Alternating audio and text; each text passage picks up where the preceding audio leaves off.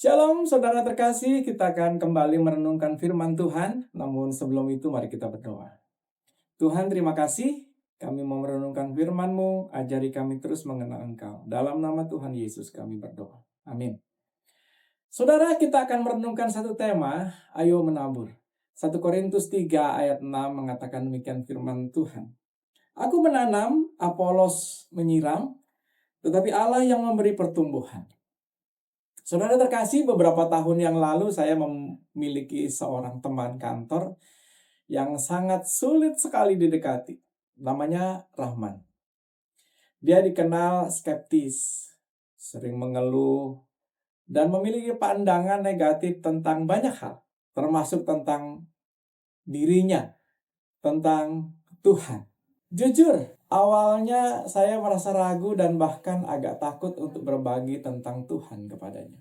Saya berpikir dia pasti menolak mentah-mentah, atau apa gunanya saya bicara sedangkan sahabat saya itu toh tidak akan mendengarkannya. Tapi entah mengapa setiap kali ada kesempatan, saya mencoba berbicara hal kecil kepadanya.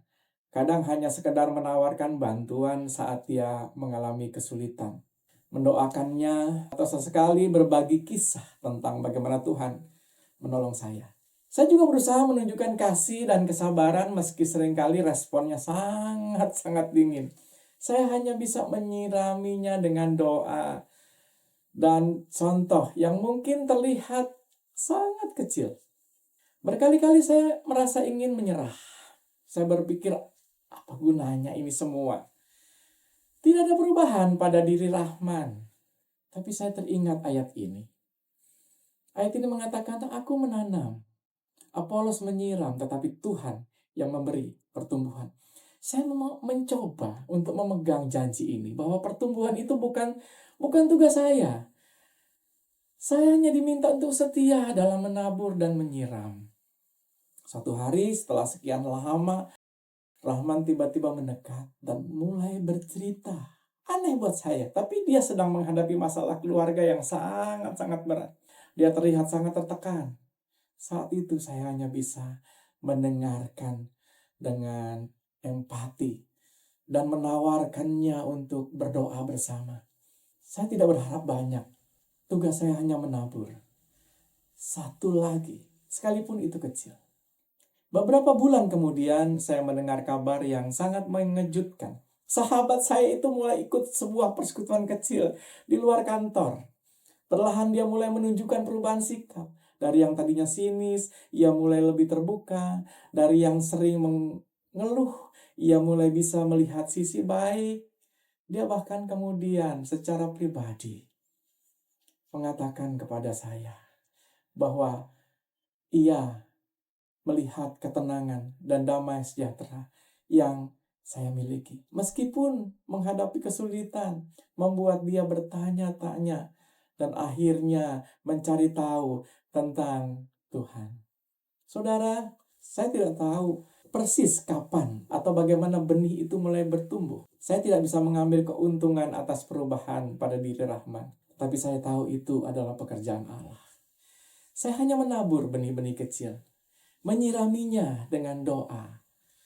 Namun Allah lah yang membuatnya bertumbuh dan menghasilkan buah dalam hidup Rahman. Peristiwa ini mengajarkan saya bahwa tidak ada benih kebaikan, benih kasih, atau benih firman Tuhan yang sia-sia jika kita tabur pada orang-orang yang ada sama kita. Sekecil apapun usaha kita, Allah mampu menggunakannya menjadi besar.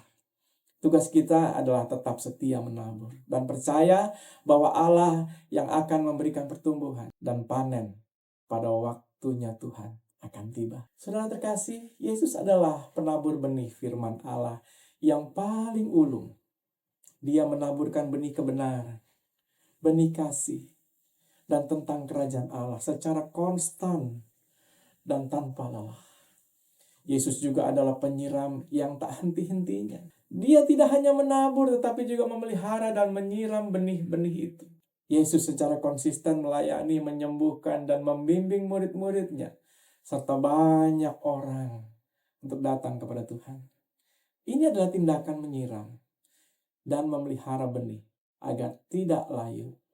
Dalam doa-doa Tuhan Yesus yang terus-menerus mencari kehendak Bapa, memohon kekuatan, dan menyerahkan setiap hasilnya kepada Bapa. Yesus menjadi teladan sempurna dari ayat ini. Yesus tidak pernah mengambil kemuliaan bagi dirinya sendiri atas pertumbuhan atau perubahan yang terjadi. Sebaliknya, secara konsisten mengarahkan semua pujian dan hasilnya kepada Bapa. Saudara terkasih, mari kita dengan penuh kerendahan hati dan penuh ketergantungan kepada Tuhan dalam setiap pelayanan, dalam setiap upaya serta usaha kita.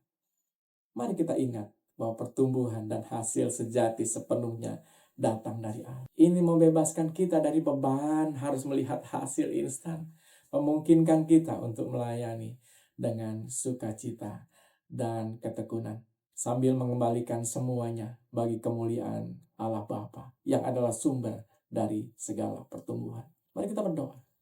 Tuhan, terima kasih kalau kami boleh menyiram dan menanam. Ini kesempatan dan anugerah dari Tuhan bagi kami. Kami bersyukur Tuhan, dan kami akan lakukan itu bagi kemuliaan nama Tuhan. Dalam nama Yesus kami berdoa.